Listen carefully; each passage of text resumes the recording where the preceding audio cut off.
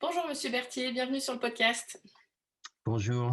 Je suis ravie de vous accueillir aujourd'hui pour parler de la mémoire. Donc vous êtes spécialiste des sciences cognitives de l'apprentissage. Vous avez coécrit Les neurosciences cognitives dans la classe et Apprendre à mieux mémoriser, deux ouvrages voilà, de qualité. Et donc, si vous êtes d'accord, je vais commencer par la première question. Est-ce que vous pourriez définir la mémoire, s'il vous plaît? Oh là là, vous me posez une question extrêmement large. Alors écoutez, je vais essayer d'être très synthétique, hein. La mémoire fait partie des fonctions cognitives de base, puisque l'humain est essentiellement un être de mémoire. Si vous voulez, la mémoire se définit surtout par un ensemble de fonctions qui sont réparties dans maints endroits du cerveau, qui ont des fonctions un petit peu différentes les unes des autres. Ce qu'il faut retenir, c'est que nous n'avons pas une mémoire, mais un très grand nombre de mémoires au pluriel.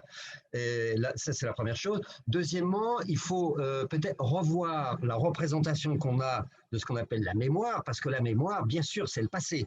C'est l'idée qu'on a une sorte de stock dans lequel on irait puiser quand on a besoin, mais c'est bien plus que ça, parce que la mémoire, c'est ce qui nous permet d'exécuter une pensée, une action maintenant, dans l'axe présent, si vous voulez, quand vous parlez, quand vous reconnaissez quelque chose, etc., vous faites appel forcément, vous réactivez, vous ramenez à l'instant présent, vous les mettez en œuvre, vous les mettez en action, et puis il y a toute la dimension prospective, c'est-à-dire que on a une mémoire du futur.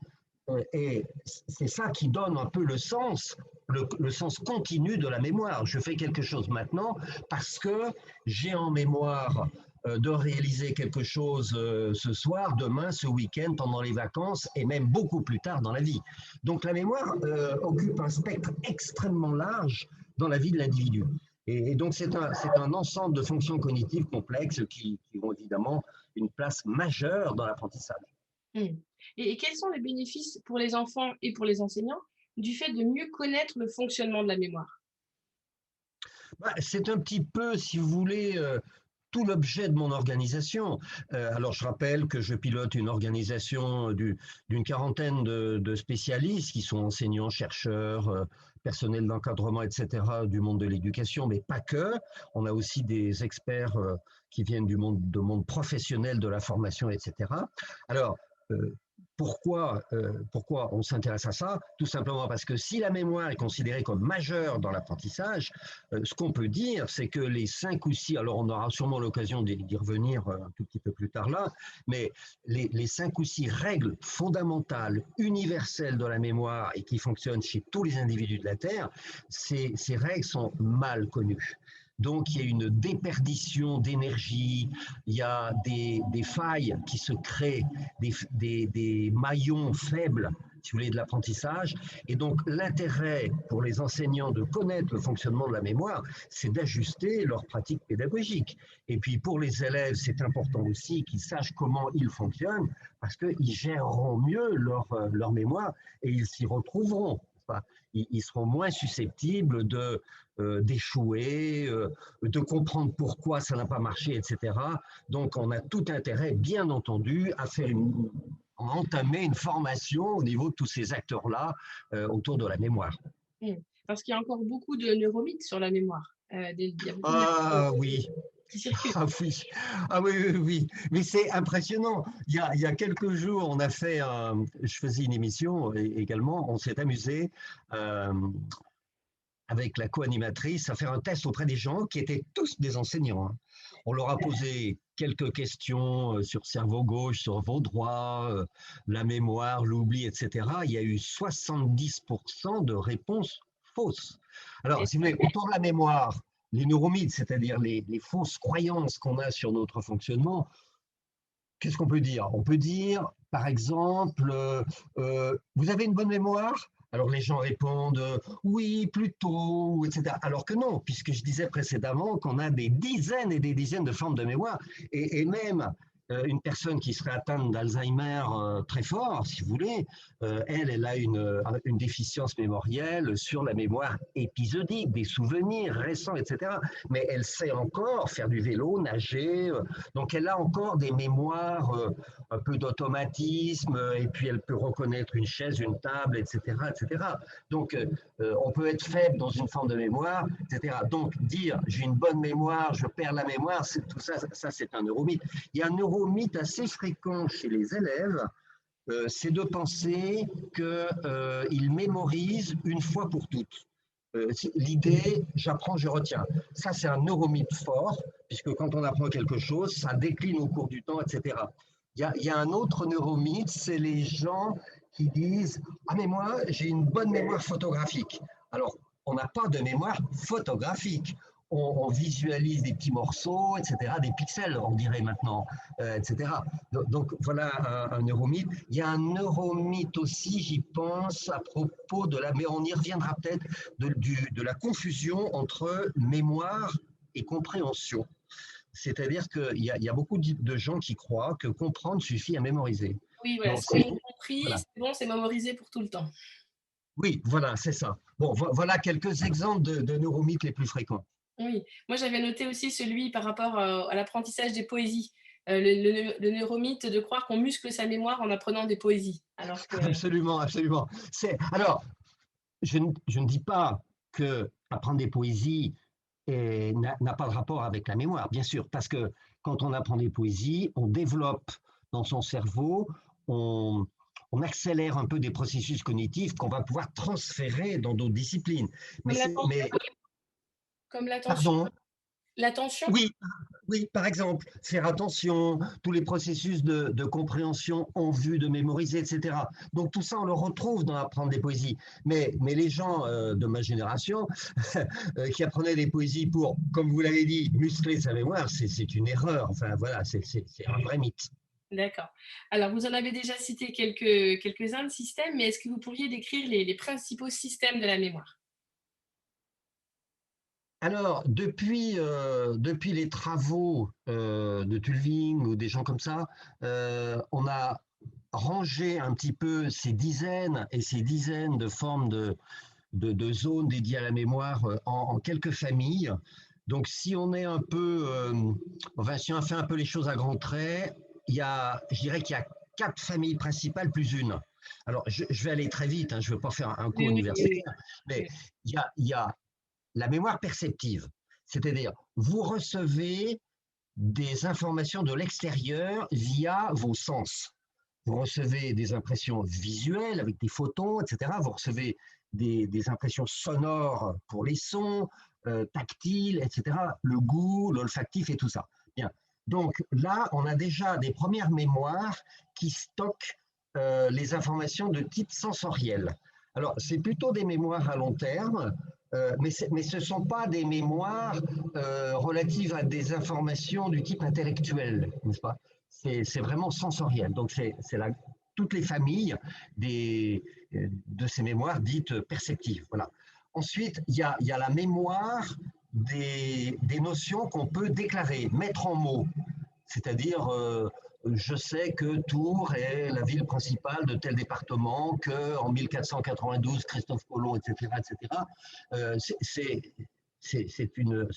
sont des données foisonnantes dans l'apprentissage. On apprend énormément de notions de référence, de mots de langues étrangères, etc., etc. Alors ça, c'est ce qu'on appelle la mémoire sémantique. Alors, les mémoires sémantiques, il y en a de multiples formes en fonction du type de signal qui sont réparties un peu au niveau temporal, vers les oreilles, etc., etc. Alors, ensuite, il y a une forme de mémoire qui est extrêmement importante et très mal connue, c'est ce qu'on appelle la mémoire des procédures, c'est-à-dire la mémoire des automatismes. Alors, automatismes qui nous servent à lire, à parler, à s'orienter, à conduire, à utiliser son téléphone, etc., etc. C'est tout ce qui relève de l'accéléré, qui nous mobilise peu d'attention, peu de conscience. Alors c'est extraordinairement important. Voilà, alors il y a des gens qui disent que, je sais pas, 90% de ce qu'on fait relève des mémoires procédurales. Et puis, il y a la mémoire épisodique qui se situe plutôt, je dirais, à l'intérieur de la boîte crânienne, un peu vers les oreilles, et qui est stockée dans deux petits modules assez connus qui s'appellent les hippocampes. Et donc, c'est un peu notre catalogue de souvenirs personnels, dans lequel vous avez des émotions, euh, du visuel, du son, les relations aux autres, etc., etc. Donc, c'est ce qu'on appelle la mémoire des épisodes, la mémoire épisodique. Voilà. Alors, ça, c'est les quatre grandes familles fondamentales sur lesquelles les enseignants vont devoir jouer pour voir mais qu'est-ce qu'on veut intégrer dans les mémoires, comment on va le faire, à quel rythme, etc. Voilà. Vous allez sûrement me poser des questions autour de ça parce que c'est ce qui intéresse les enseignants. Et il y a La mémoire de travail. voilà, exactement. La mémoire de travail, qu'on a longtemps appelée une mémoire, et maintenant on l'appelle plutôt une fonction exécutive. C'est-à-dire qu'en fait, c'est une zone, enfin c'est un ensemble de zones de neurones, si vous voulez, qui traitent les informations. C'est essentiel, donc ça prend les éléments notionnels, ça les compare, ça les comprend, ça les conjugue, ça va chercher des liens dans la mémoire à long terme, ce qu'on retient longuement, si vous voulez, et donc il y a des interfaces, si vous voulez, entre les autres mémoires. Alors ça, c'est la mémoire de travail dont les enseignants doivent vraiment connaître les limites, les possibles, vous voyez, parce que ça va dicter la forme des activités pédagogiques. En gros, si vous voulez, là, je vous ai brossé un tableau extrêmement rudimentaire, mais qui permettent assez bien de comprendre qu'il y a des formes de signaux différents, stockés dans des zones différentes, qu'on va pouvoir activer plus ou moins. Et chaque système de mémoire possède son propre mode de fonctionnement, c'est bien ça? Oui, oui, c'est exactement ça. Alors, on peut rentrer à l'infini, si vous voulez, dans ces modalités très différentes de fonctionnement de la mémoire. Mais je vais vous prendre un exemple. On n'utilise pas la mémoire de la même manière quand il s'agit à l'école de placer une ville du monde sur une carte, ou lorsqu'il s'agit d'apprendre à lire. Quand on apprend à lire, il y a l'apprentissage du sens des mots. Alors là, on est plutôt dans le sémantique. Il y a la reconnaissance des différents indicateurs du texte, indicateurs d'orthographe, de grammaire, étymologique, etc., etc., qui relèvent peut-être aussi un peu du sémantique, mais il y a aussi beaucoup ce qui relève de l'affluence de lecture. Est-ce qu'on va lire précisément? Est-ce qu'on va lire rapidement? Est-ce qu'on va être capable de construire à partir de la lecture des représentations mentales? Et ça relève pas mal des procédures. Alors, on ne peut pas vraiment diviser tous ces éléments-là dans les différentes formes de mémoire. On voit qu'il y a des interactions entre elles. On voit aussi que ça s'apprend. Par exemple, la lecture, les enseignants du premier degré le savent très très bien, ça s'apprend en s'entraînant, etc. Mais qu'est-ce qui se passe au niveau des mémoires quand on s'entraîne? Qu'est-ce qui fait qu'on passe du ânonnement à quelque chose de très très fluide, de très rapide, comme pour un adulte qui lit en moyenne et qui comprend, qui est capable d'intégrer 8 mots par seconde, alors que c'est la consolidation qui permet ça, non? Alors, c'est un peu complexe, mais c'est la consolidation, c'est aussi l'entraînement.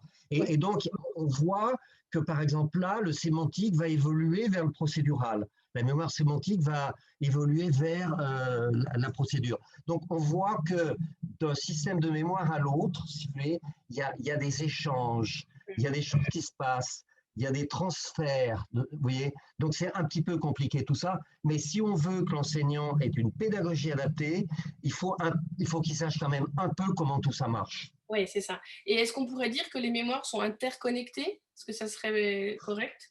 Oui, c'est ça, c'est ça que j'essaye de faire passer comme idée. Elles sont absolument interconnectées.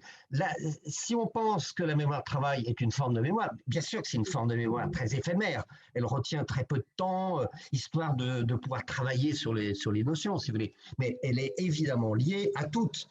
La mémoire perceptive Lorsque vous regardez un paysage, c'est du visuel, ça rentre dans votre mémoire perceptive visuelle, mais il y a aussi des choses qui vont se passer en termes de reconnaissance un peu plus abstraite. Donc forcément, là, il y a aussi glissement des informations vers les mémoires à plus long terme, si vous voulez.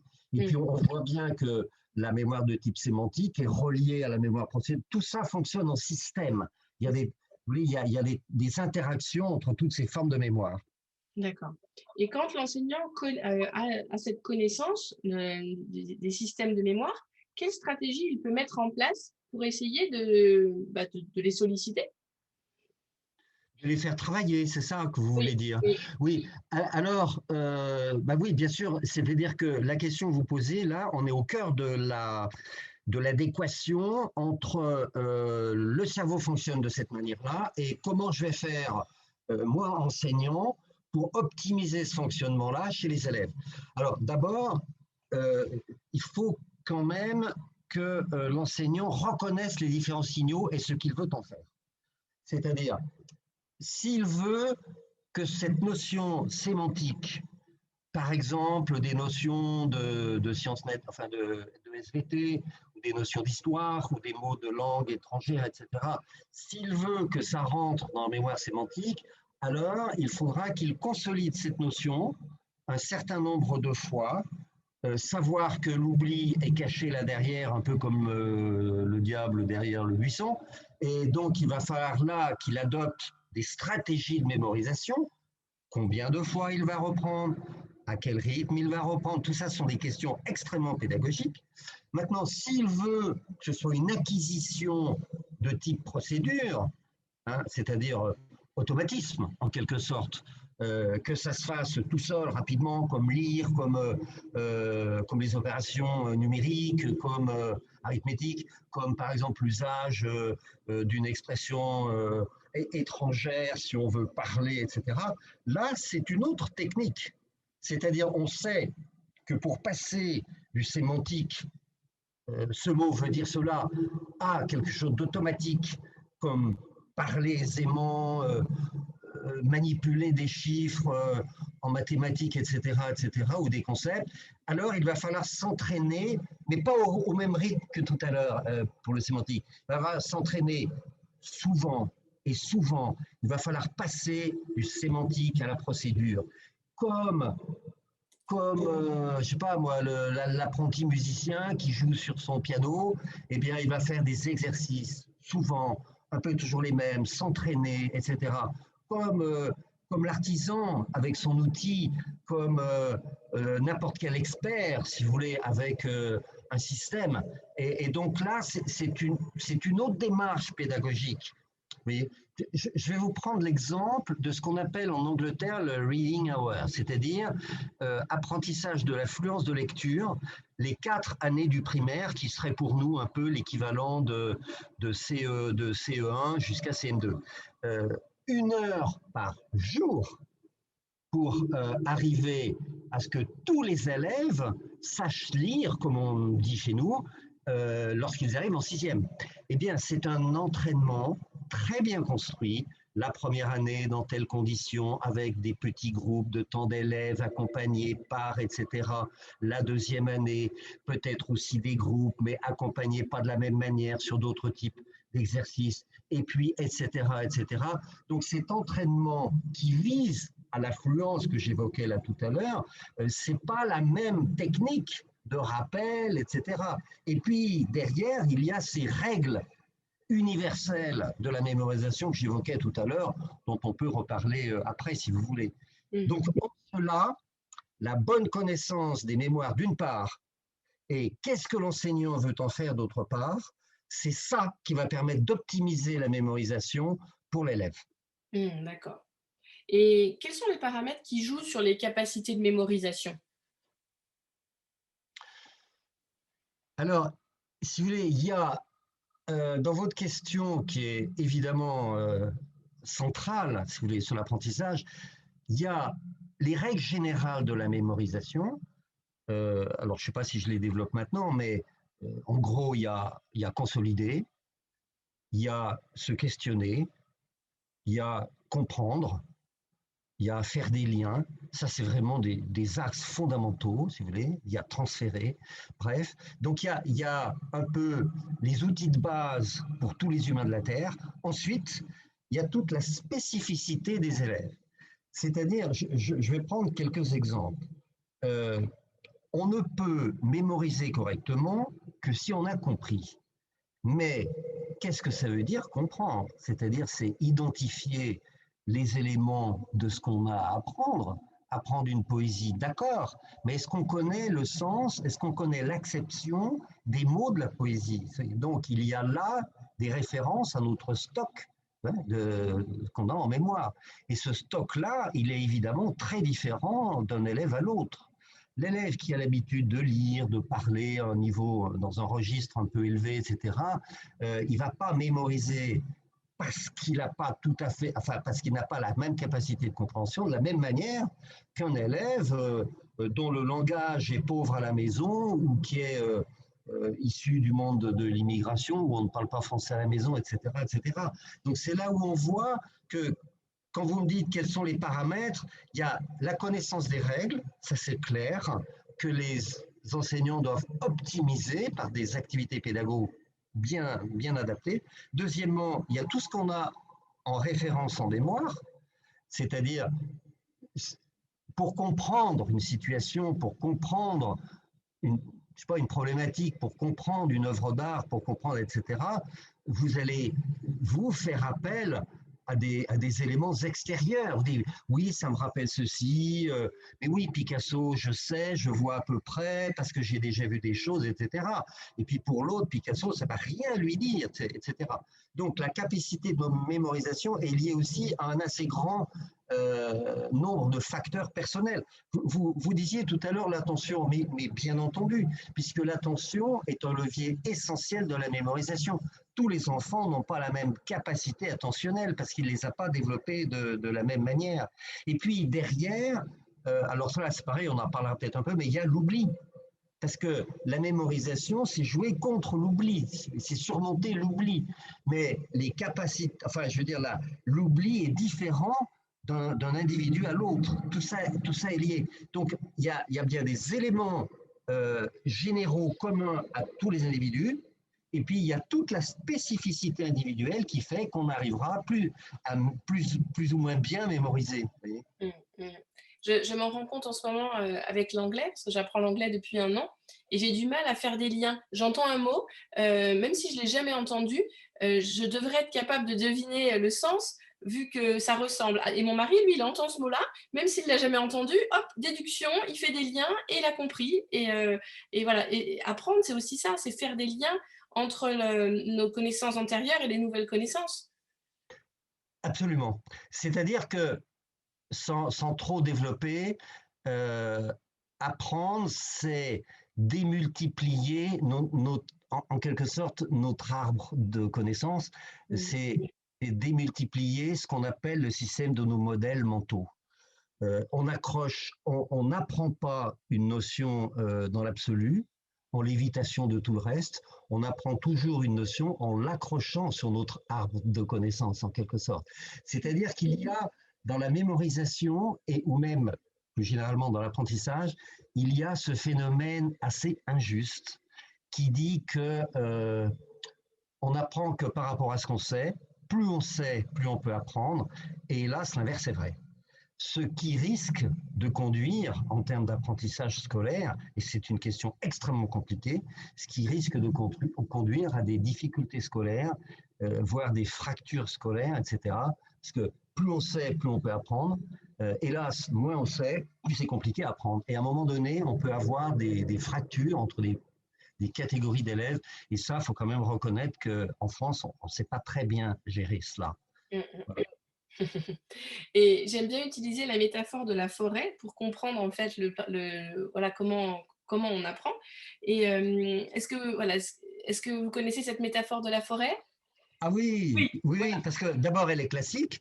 oui, Deuxièmement, elle a été popularisée par un des grands experts de la neuroéducation canadien qui s'appelle Steve Masson et voilà. qui est un ami pour nous, voilà, que je connais très bien. Et donc, c'est très simple. Il compare Le cerveau a une forêt avec des chemins, des sentes, euh, peut-être des tout petits passages, etc. Et compare ça aux voies dans lesquelles l'information va circuler dans le cerveau. Et il dit, voilà, si on reprend et on reprend une notion, voilà, qu'on la pratique souvent, qu'on la réactive souvent, etc., la petite sente va devenir un chemin bien damé parce qu'il aurait été beaucoup pratiqué et donc dans ce chemin, l'information va circuler très vite. Par contre, si on s'égare un peu vers des sentiers plus petits, ça sera plus compliqué à circuler, un peu comme l'information qu'on a dans le cerveau, qu'on ne va pas chercher très souvent et c'est un petit peu plus compliqué de l'activer. Et à la limite, dit-il, si on ne pratique plus un sentier, et ça peut arriver qu'on n'ait pas besoin de réactiver une notion pendant longtemps, alors les petites herbes folâtres vont se mettre à pousser et le sentier il va commencer à disparaître. D'où l'idée de sans cesse réactiver les choses pour optimiser la circulation dans les voies de transmission neuronale. Voilà, c'est un petit peu ça l'idée. Mais il dit, ah, mais c'est jamais complètement oublié, on peut reconnaître un sentier, derrière il y a la trace, etc. Donc on peut y repasser, on peut réactiver les choses. Et c'est là qu'intervient l'oubli. L'oubli, c'est un peu ces petites herbes folâtres qui font que c'est un peu plus compliqué d'aller récupérer des informations. Voilà, c'est un petit peu ça l'image. C'est une métaphore qui marche bien en général. Mmh. Et j'allais justement vous demander de définir l'oubli, puisque vous avez dit que mémoriser, c'est lutter contre l'oubli. Donc, est-ce que vous pourriez le définir un peu plus précisément, cet oubli? Alors, l'oubli est souvent perçu dans la population, si vous voulez, il est souvent connoté négativement. C'est-à-dire, ah, j'ai oublié, etc. Ah, mais je ne me souviens plus du nom de mes petits-enfants, etc., etc. Bien. En fait, l'oubli, je ne dis pas que c'est un cadeau de la nature, parce que c'est un peu exagéré, mais c'est probablement euh, un concept, si vous voulez, qui a été créé par la nature pour nous protéger. Parce que nous sommes sous l'impact permanent d'un nombre absolument gigantesque d'informations qui nous parviennent par nos sens tout le temps et tout le temps et tout le temps. Voilà. Et nous n'avons pas besoin de on n'a pas besoin d'hypermnésie, on n'a pas besoin de tout retenir. Donc la nature fait en sorte d'oublier l'immense proportion de choses dont on n'a pas besoin. On les perçoit, ça nous sert un temps court, bon, et après on les oublie. Je vais vous donner un autre exemple qui parle en général à tout le monde, c'est celui des petites misères de la vie, des petites ou des grandes d'ailleurs. C'est-à-dire que lorsque l'on vit une épreuve, voilà, une émotion forte, etc., heureusement que dans un jour, 2 jours, une semaine, 2 mois, tout ça se sera un peu estompé. Parce que si on accumulait ça toute la vie, celle-ci deviendrait un enfer, n'est-ce pas? Donc, on a un système protéinique, biologique, qui sert à faire barrière, voire à faire disparaître un grand nombre de notions qui nous parviennent. C'est une des grandes vertus du sommeil que de faire ce ménage. Enfin, alors, en général, on oublie très vite après avoir perçu ou après avoir appris. Contrairement à une idée, voilà un exemple de neuromythe, en fait, on oublie surtout dès après l'apprentissage. Il y a une chute catastrophique de ce qu'on apprend immédiatement après.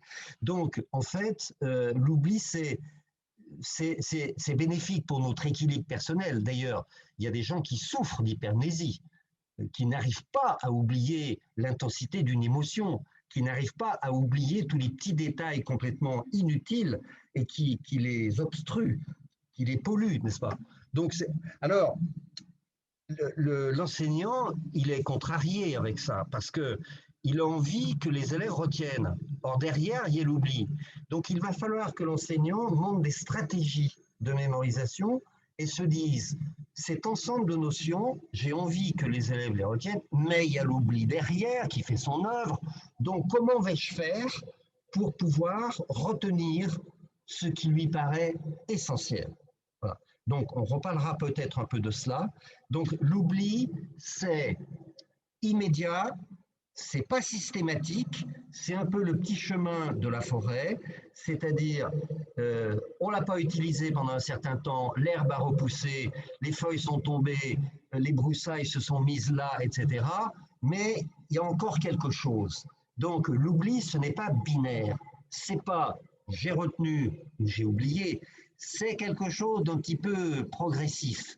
C'est un Mm. curseur qui va de l'un à l'autre en fonction de la notion, comment on l'a apprise, dans quelles conditions émotionnelles, etc., etc. Donc l'oubli, c'est ça. Alors nous, en sciences cognitives, on dit souvent, l'oubli, c'est peut-être une belle opportunité, parce que si on oublie, on reprend. Si on reprend, on consolide. Donc on oublie moins. Donc peut-être que c'est un mal pour un bien. C'est-à-dire que c'est peut-être une occasion d'incruster, voilà, d'ancrer davantage les choses en mémoire. Mm. Mais alors, pourquoi on dit qu'oublier après un premier apprentissage, ça permet d'apprendre la fois suivante de façon plus consolidée? Ah ben, c'est ça que Ouais. j'essaye de dire là, Mm. c'est-à-dire si on a oublié, on peut consolider une deuxième fois et si vous voulez, les processus biologiques sont tels que si on apprend une deuxième fois, on apprend pour plus longtemps. Mm. C'est-à-dire que on a remporté une petite victoire sur l'oubli. Alors, il va à la deuxième consolidation, euh, qui est meilleure que la première, n'est-ce pas? Il va quand même y avoir l'oubli. On va consolider une troisième fois. Et là, on aura une notion qui sera davantage acquise. Et au bout de quelques fois, mais il ne s'agit pas de la reprendre 36 000 fois, mais au bout de quelques fois, en tout cas dans le monde scolaire, on sait que, bon, je veux dire, c'est gagné pour des mois et peut-être des années. Oui. C'est ce qu'on appelle la répétition espacée. C'est ce qu'on appelle la répétition espacée. C'est-à-dire, mais on le sait depuis très longtemps, hein, c'est-à-dire, on sait que si on reprend avec des écarts de plus en plus grands chaque fois, ça suffit. C'est pas la peine de consolider lundi, mardi, mercredi, jeudi. C'est pas une bonne technique. On peut consolider lundi, puis le lundi d'après, puis attendre 2 ou 3 lundis suivants, puis apprendre, et puis reprendre la même notion 3 ou 4 mois après. Et ça permet de pouvoir récupérer assez aisément une notion. C'est ça la magie de la consolidation expansée qui a été découverte par Hermann Ebbinghaus, qui a été le premier psychologue expérimental de l'histoire, en tout cas un des premiers, et ça date de 120 ans, 130 ans, et hélas, c'est pas très connu, et ça a été hyper, enfin, comment on dit, réaffirmé par de multiples études, etc. Donc Mm. la consolidation expansée, nous on la préconise dans nos coniclasses parce que ça marche, parce que alors on ne sait pas tout sur les mystères de l'oubli, etc. Mais on sait qu'en gros ça marche comme ça. Mm. C'est un sujet qui m'intéresse beaucoup parce que je suis en train de créer une application pour la conjugaison, pour aider les enfants de primaire en conjugaison. Et donc, je suis en lien avec un chercheur du Canada qui m'a aidé à trouver une séquence optimale pour justement espacer au fur et à mesure. Mais bon, je en reparlerai après. Oui. Alors, si vous voulez, je ne vais pas m'étendre là, mais je suis un peu les travaux de gens qui s'intéressent à la au fonctionnement neurobiologique voilà, sur ces rythmes de l'apprentissage. On n'a pas actuellement une connaissance extrêmement précise et fondée sur les rythmes, où il y a là aussi, de façon un peu mystérieuse, des différences d'un individu à l'autre. Euh, Si on reprend très régulièrement, on sait que ça marche aussi. On ne sait pas pourquoi, mais en tout cas, ça marche de la même manière qu'avec l'expansion. C'est-à-dire que, en quelque sorte, on peut dire que le système expansé, ça suffit. Or, comme c'est compatible avec le rythme scolaire et le déroulement des programmes, je veux dire, c'est une très bonne technique pratique. Mais on ne sait pas encore tout, si vous voulez, sur ces différents algorithmes de l'oubli et des mérites de la consolidation. Mm. Oui, donc pour apprendre, le cerveau a besoin de nombreux automatismes en mémoire. Et c'est avec les entraînements et qu'on va pouvoir installer l'automatisation, c'est bien ça? Alors, trois choses qui sont vraiment fondamentales. On a évoqué la mémoire de travail tout à l'heure. Cette mémoire, on exige beaucoup d'elle. C'est donc, comme je disais, une fonction exécutive, c'est un atelier, elle ne joue pas simplement un rôle de stockage et là où on va récupérer des choses, c'est vraiment un atelier de manipulation des informations, mais la nature a fait en sorte que cette mémoire de travail, elle est limitée. C'est un petit peu comme si, dans un petit atelier extrêmement sophistiqué, avec un espace réduit, vous essayez de rentrer des caisses et des choses d'appareils. Non, c'est pas possible. En plus, les notions qui sont traitées sont très vite oubliées. Alors, il faut donc jouer avec ça.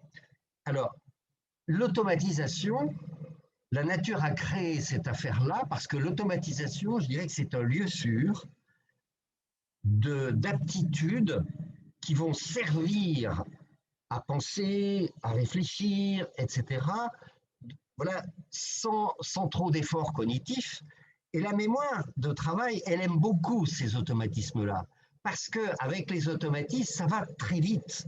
Donc la mémoire de travail dit, oh, pour lire, je dispose de plein d'automatismes de reconnaissance, etc., de reconnaître les mots de liaison et tout ça, tout ça. Donc, ça va permettre à la mémoire de travail de s'occuper d'autre chose. Le petit, il va lire le texte, bon, donc il va faire des efforts pour comprendre le sens des mots, etc. Et en même temps, on lui dit, mais qu'est-ce que tu as compris là? C'est quoi les idées du texte et tout? Et tout ça, ça se fait en mémoire de travail. S'il y a plein d'automatismes, alors il peut réfléchir.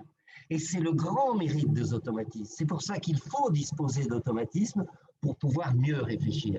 C'est un petit peu comme si vous demandiez à un pianiste, hein, presque professionnel, oui, mais comment vous faites pour sentir la prosodie du texte, les nuances, le truc, etc. Comment peut-il le faire s'il a du mal à bouger ses doigts correctement sur le clavier? Non, il apprend plein d'automatismes, ces automatismes deviennent inconscients et il peut réfléchir à autre chose, il peut s'investir dans autre chose. Pour l'élève, c'est pareil. C'est pareil dans toutes les activités. Si on n'a pas des automatismes pour lire, compter, faire des manipulations mathématiques, utiliser des méthodes, l'élève est très mal pour pouvoir réfléchir. Donc, ce sont des petits trésors qui permettent de mieux réfléchir et pratiquer les activités scolaires. D'accord. Alors, je vais changer un petit peu de sujet. J'aimerais qu'on parle des modes de rappel dans les évaluations. J'ai cru comprendre qu'il y avait 3 modes de rappel, par reconnaissance, oui, par reconnaissance, avec un indice de rappel et le rappel libre. Est-ce que vous voudriez bien décrire ces trois modes pour les auditeurs qui n'ont jamais entendu parler? D'accord. Alors, si vous voulez, évaluer, c'est quoi? C'est essayer d'avoir une représentation de ce que l'élève est capable, enfin, de ce que l'élève sait, ce qu'il possède, n'est-ce pas, dans ses mémoires, en termes de savoir, de compétences et tout. Donc, on va récupérer les choses. Alors, l'expérience montre qu'il y a plusieurs modes, comme vous le dites.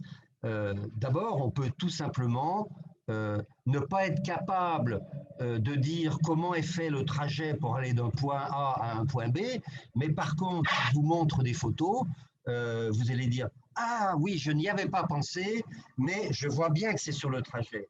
Ça, c'est le mode le plus simple qu'on appelle de reconnaissance. Voilà. Alors, Le deuxième mode, oui, allez-y. sur ce premier mode, moi, je me demandais si le mode par reconnaissance, c'était pas le principe des QCM.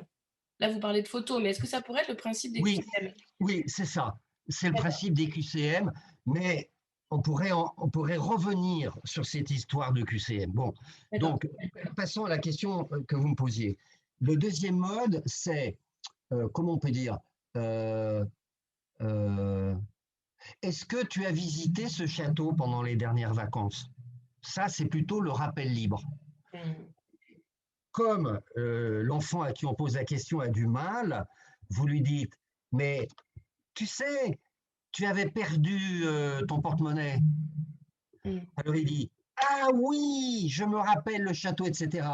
Qu'est-ce que c'est le porte-monnaie? C'est un indice. C'est-à-dire, si on vous donne des petits indices, alors ça va réaviver, ça va réveiller des notions que vous aviez en mémoire qu'il vous était difficile de dire spontanément. C'est le genre, je rencontre une dame, impossible, je lui parle, impossible de retrouver son nom. Et à un moment donné, elle vous dit, ah, mais vous comprenez, moi, Michel, tout de suite vous dites, ah mais oui, c'était Michel Durand, parce qu'il y a un lien qui se fait dans le cerveau comme ça.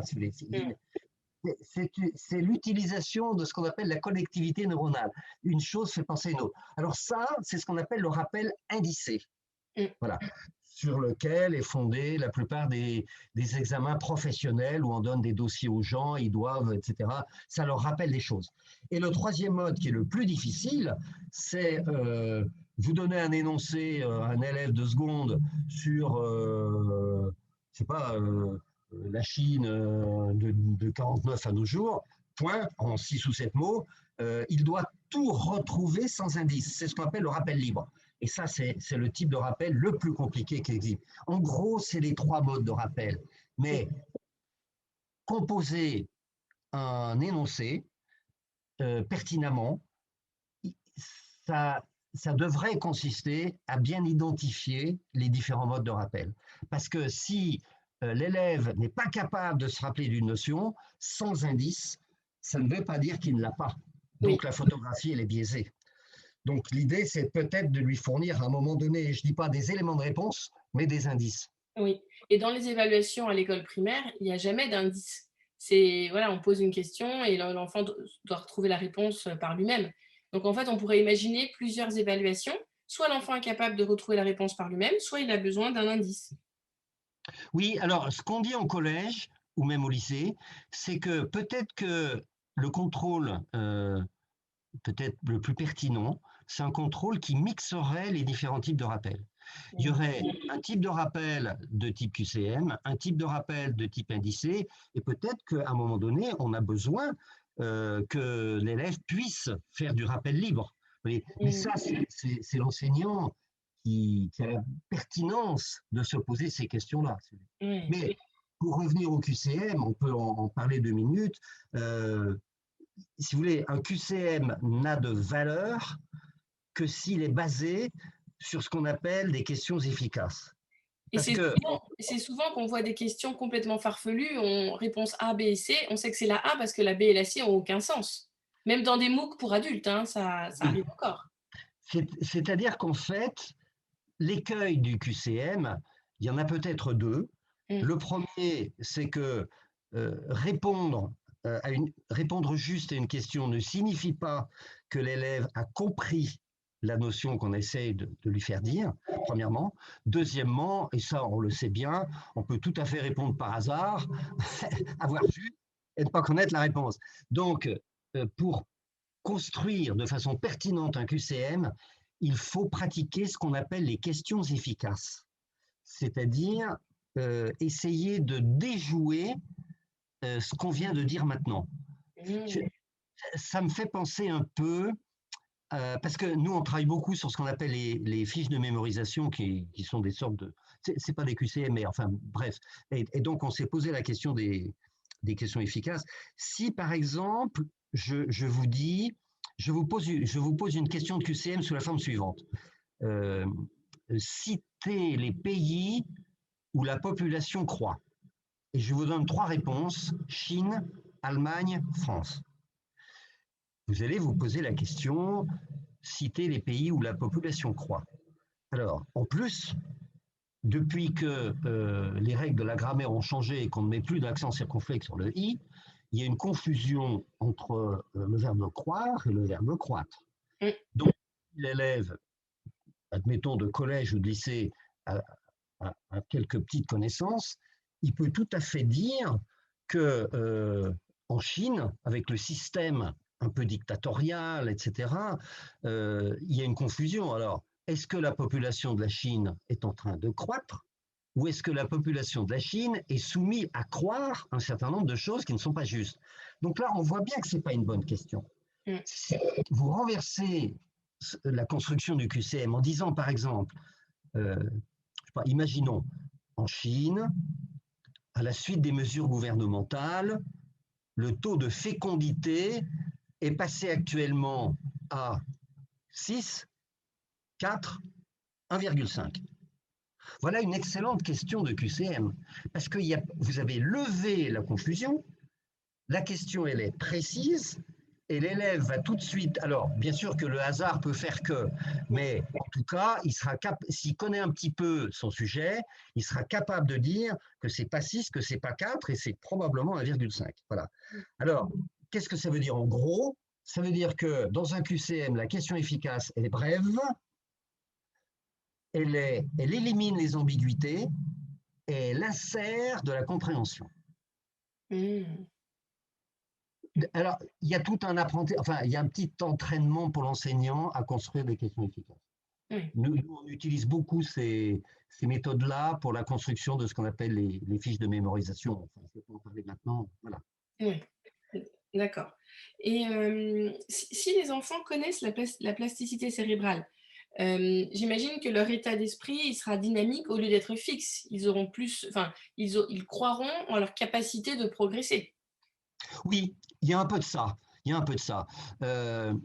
Si vous voulez, la plasticité cérébrale, c'est la capacité des neurones à se reconfigurer constamment. Mmh.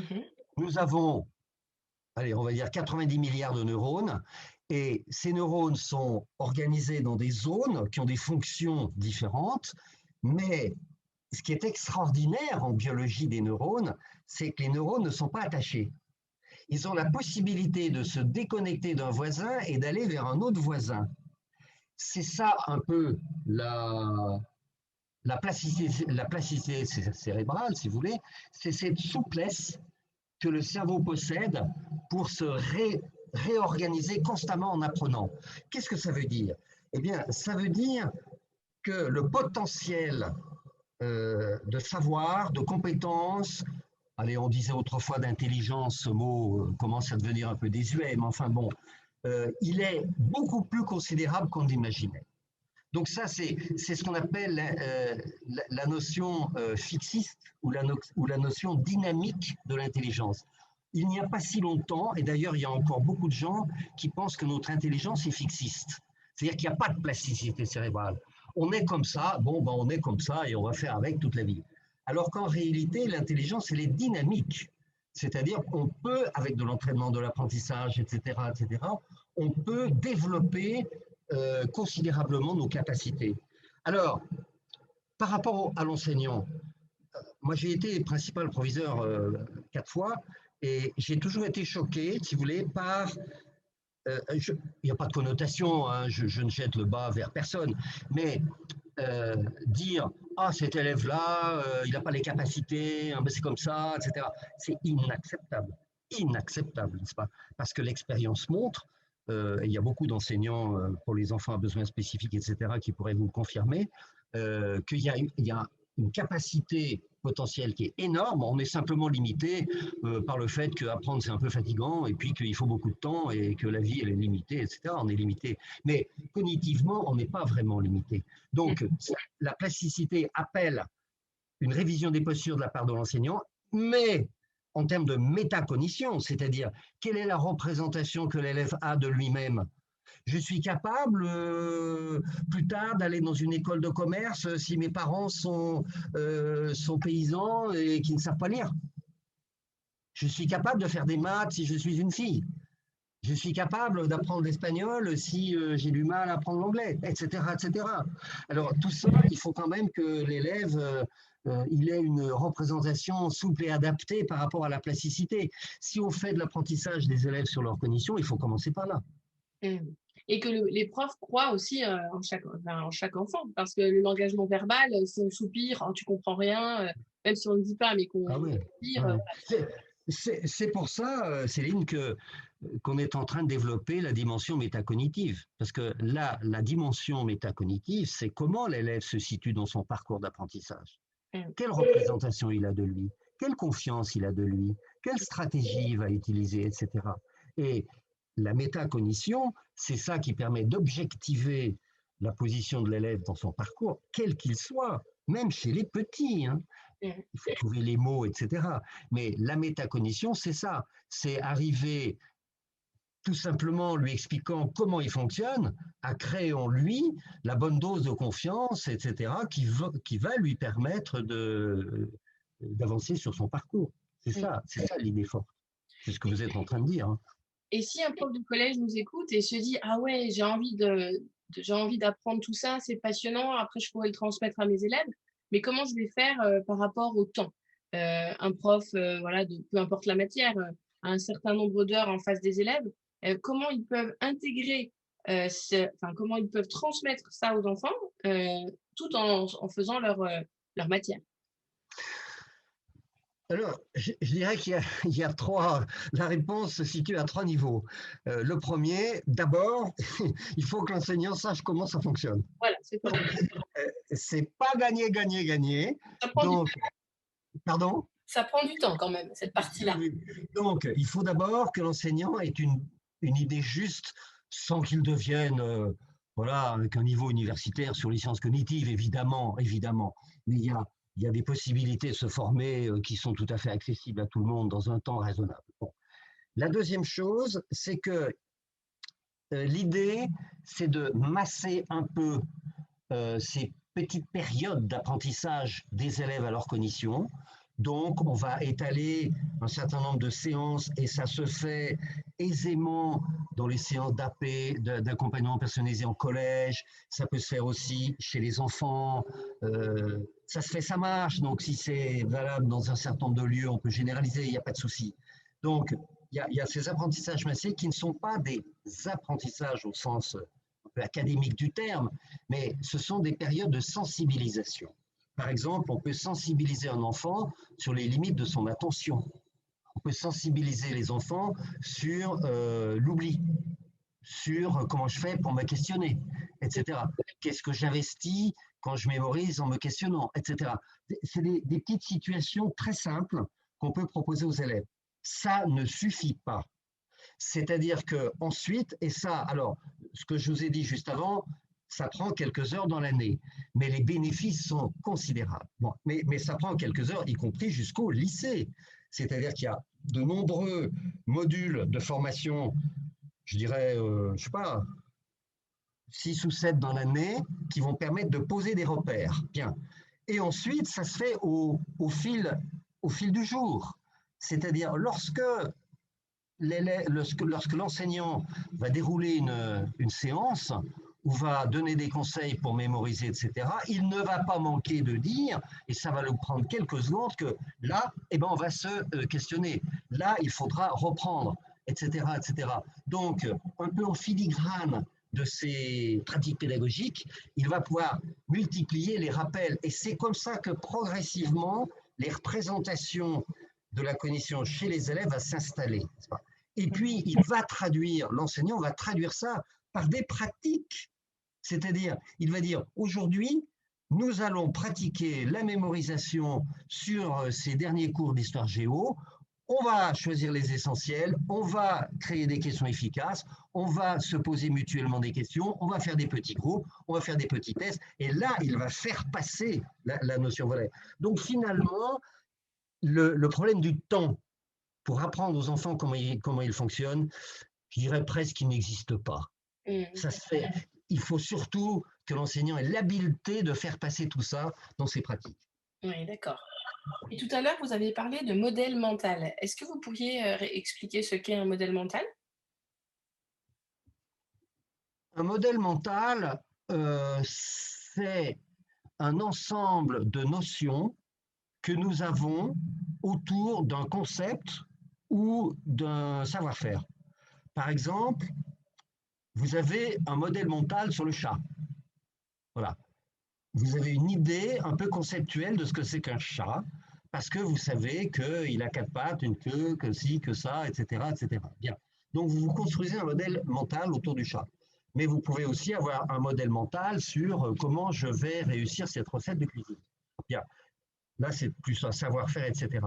Donc, un modèle mental, c'est un ensemble de notions autour d'un concept, d'un mot, d'une définition, d'un schéma, d'une problématique, etc.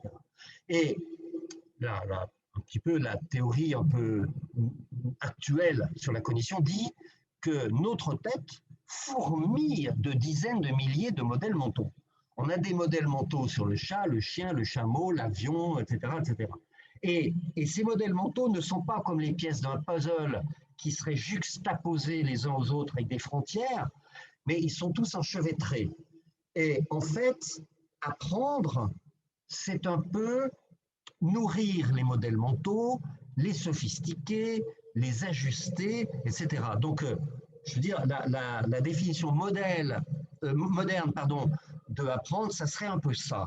Ça serait c'est comment je multiplie mes modèles mentaux. Vous n'avez peut-être pas actuellement le modèle mental du lidar qui sert à faire de l'archéologie aérienne. Bon, mais donc vous ne l'avez pas pour le moment. Mais le jour où vous vous intéresserez à l'archéologie moderne, vous intégrerez un nouveau modèle mental et vous le relirez aux autres, n'est-ce pas? Et ça va vous permettre de l'installer. Donc, deux mots pour compléter. Les modèles mentaux, c'est un peu l'idée qu'on a des neurones qui sont organisés dans le cerveau. Les neurones sont reliés entre eux et supportent en quelque sorte les connaissances et les compétences. Et dans ce réseau, dans ce petit réseau mental qui porte une conséquence, il y a des choses qui vont servir à d'autres modèles mentaux. Donc, le modèle mental en termes de comportement visible pour l'élève ou pour l'enseignant, c'est un peu l'image des réseaux neuronaux à l'intérieur de la tête. C'est un peu ça, un modèle mental. D'accord. Et une de mes dernières questions, parce que j'en avais prévu beaucoup trop en fait pour aujourd'hui, hein, je voulais qu'on parle de consolidation mémorielle et de la mémorisation par questionnement, mais on verra peut-être dans un second temps, sinon ça va faire beaucoup. Oui, cela dit, Céline, on a presque tout dit. Enfin, tout dit. On a donné les idées. Oui. Il faut consolider. Il faut consolider. Le premier apprentissage n'est qu'une trace. Toc, première règle. On consolide et on apprend en se questionnant, parce qu'on a un cerveau prédictif. Ça, par contre, on peut en reparler. Donc, il faut se questionner. Troisièmement, il faut comprendre pour mémoriser. Si vous ne comprenez pas, je vous dis, retenez le mot lidar. Ça ne va rien vous dire.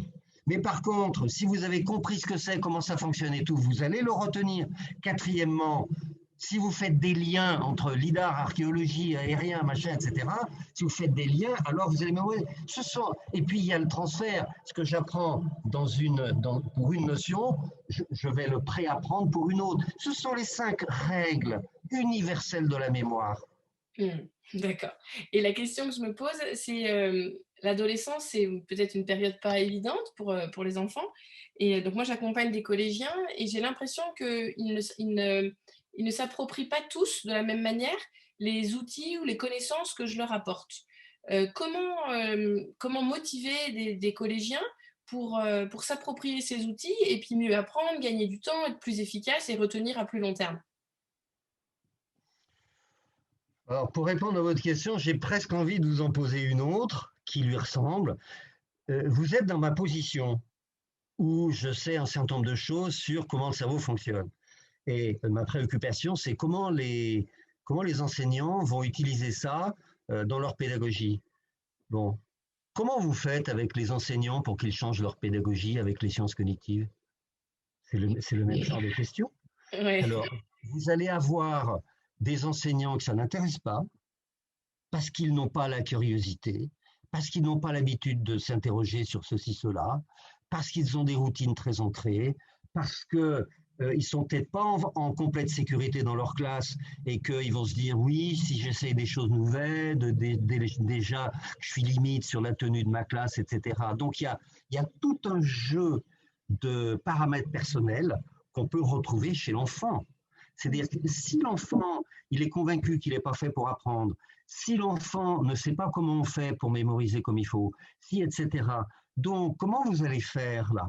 Alors, vous allez essayer de le motiver, de le sensibiliser avec des situations, etc. Donc, il y a tout un jeu d'approche sur comment il fonctionne, etc. Ensuite, le savoir, c'est une chose. Le pratiquer, c'est autre chose. Si moi, je vous explique comment on conduit une voiture, ça varie, ou comment faire du yoga. Mais si vous ne le faites pas, ça va glisser comme l'eau sur le canard.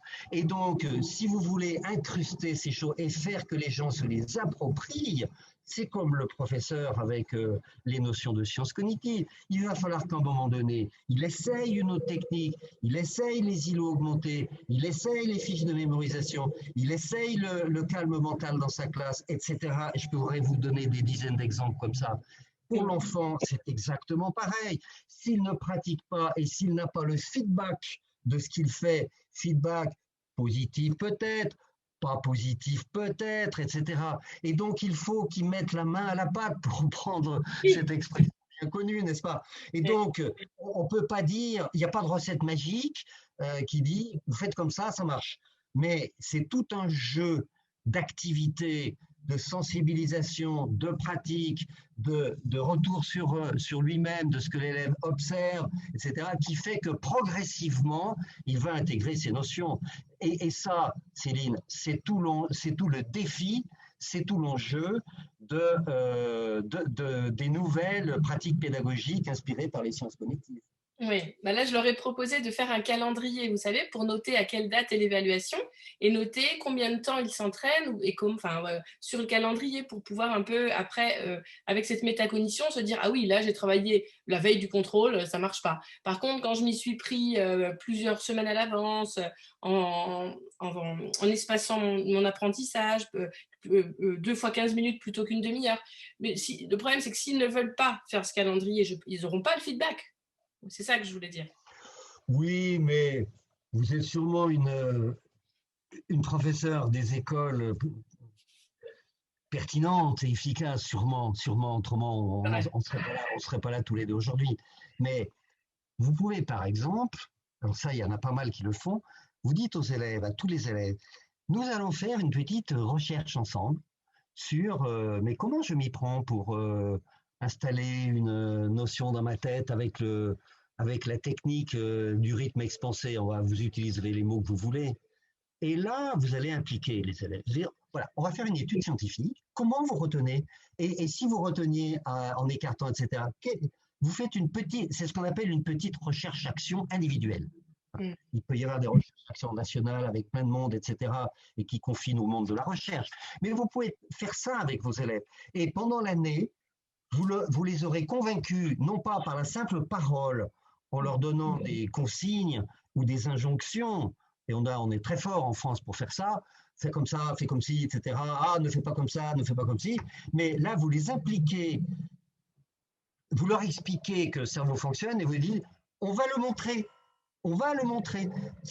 Pourquoi je pense à ça? Parce que c'est une manip qu'on a fait il y a 2-3 ans avec beaucoup d'élèves dans beaucoup de classes. On avait 62 classes voilà, réparties partout en France avec des gens qui s'étaient portés volontaires, on ne les connaissait pas, etc.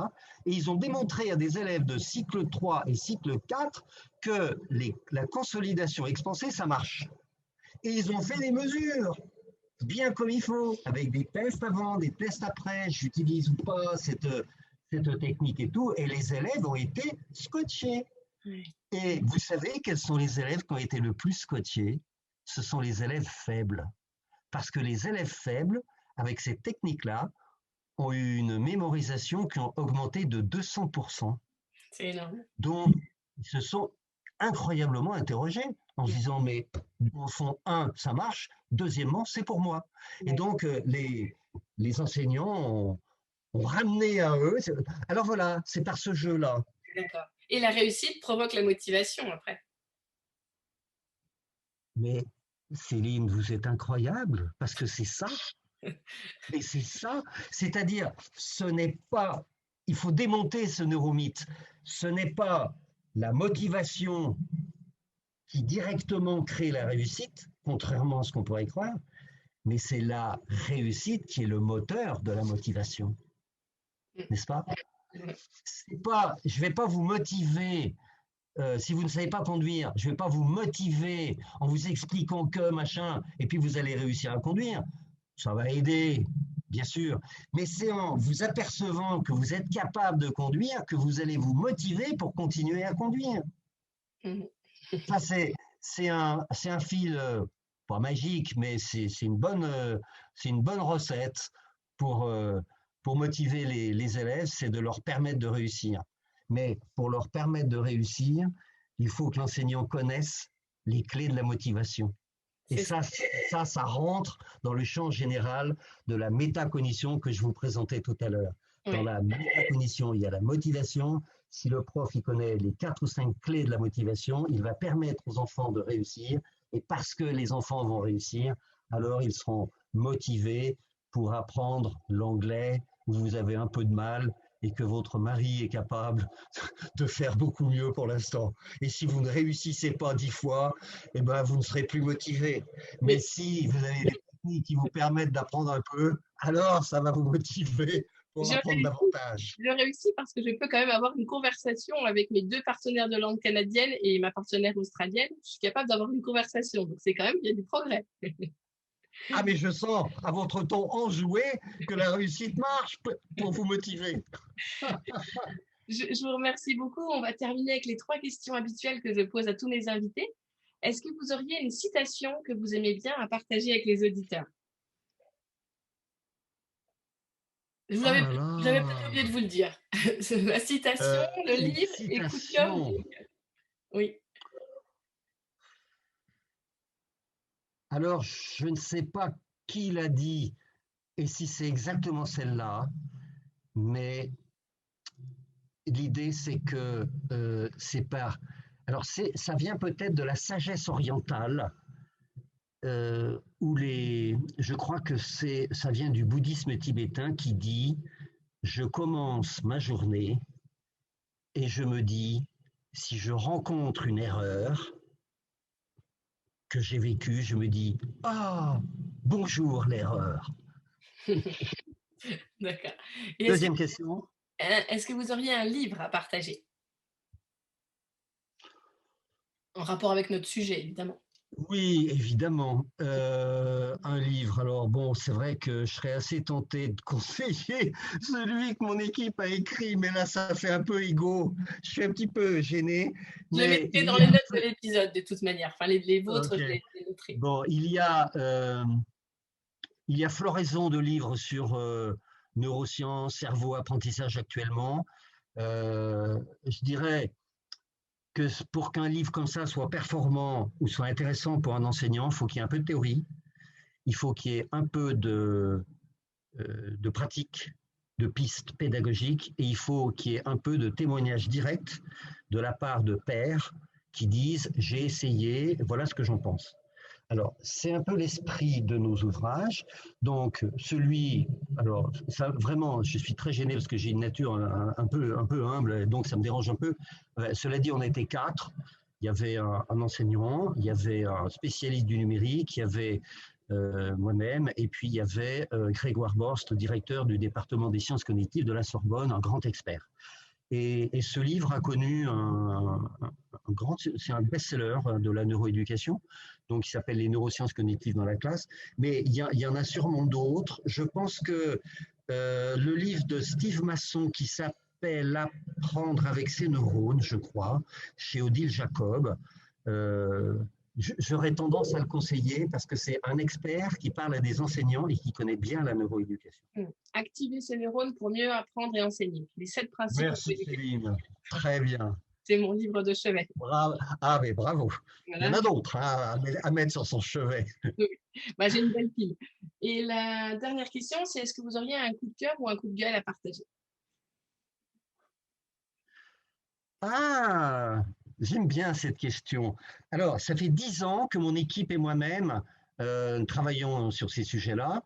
On ne cesse d'apprendre. Nous sommes des petits enfants de la neuroéducation, qui est un champ qui s'ouvre. Le coup de cœur, ça serait vis-à-vis de cette multitude d'enseignants qui se disent euh, il y a vraiment beaucoup de choses à repenser actuellement. On a les moyens de le repenser. J'essaye. Et depuis que j'essaye, mon métier a changé. Presque chaque jour, je reçois des témoignages de ce genre. Ça ne veut pas dire que c'est un miracle. Loin de là. Ce n'est pas une révolution, c'est une évolution. Mais ça, oui, pas, ça me fait pleurer de joie. Alors si le cœur est en rapport avec les émotions, je citerai bien ça. si j'avais un coup de gueule, qui est une formule avec une connotation un peu rude, à dire, c'est mais quand est-ce... Alors, je ne sais pas à quel point votre émission est publique et visitée, mais moi j'ai tendance à dire, mais quand est-ce que l'institution prendra en compte le fonctionnement du cerveau des enfants? Alors, je ne dis pas qu'elle ne le prend pas en compte, mais quand est-ce que, alors, vous me dites en coup de gueule, alors, mais quand est-ce que l'institution prendra enfin en compte la façon dont le cerveau de l'enfant apprend pour qu'on mette en place des modalités pédagogiques qui permettent au plus grand nombre possible d'enfants de s'y retrouver et qu'on limite la difficulté et la fracture scolaire? Un. Deuxièmement, parce que si l'élève réussit un peu scolairement, alors le climat va changer. Le climat de l'élève va changer. Et on n'est pas bon là-dessus. On est un des systèmes où les enfants ont du mal à se reconnaître dans le système scolaire, dans l'école. Et si ça fonctionne bien, plutôt bien chez les petits, plus on monte, plus il y a du grabuge. Et après, il y a un effet incroyable auprès des enseignants, parce que s'ils sentent le climat des élèves qui s'améliore, alors ils se passionnent encore davantage pour leur métier. Voilà. Donc c'est un petit peu ça mon coup de gueule. Alors, je trouve que ça avance, mais évidemment, on aimerait que ça avance davantage. Mais si ça n'avance pas plus vite, c'est peut-être qu'il y a des raisons où il faut travailler la question. Merci pour cet épisode passionnant. Merci à vous, Céline. C'était très intéressant. Quel bonheur. Merci. Au revoir.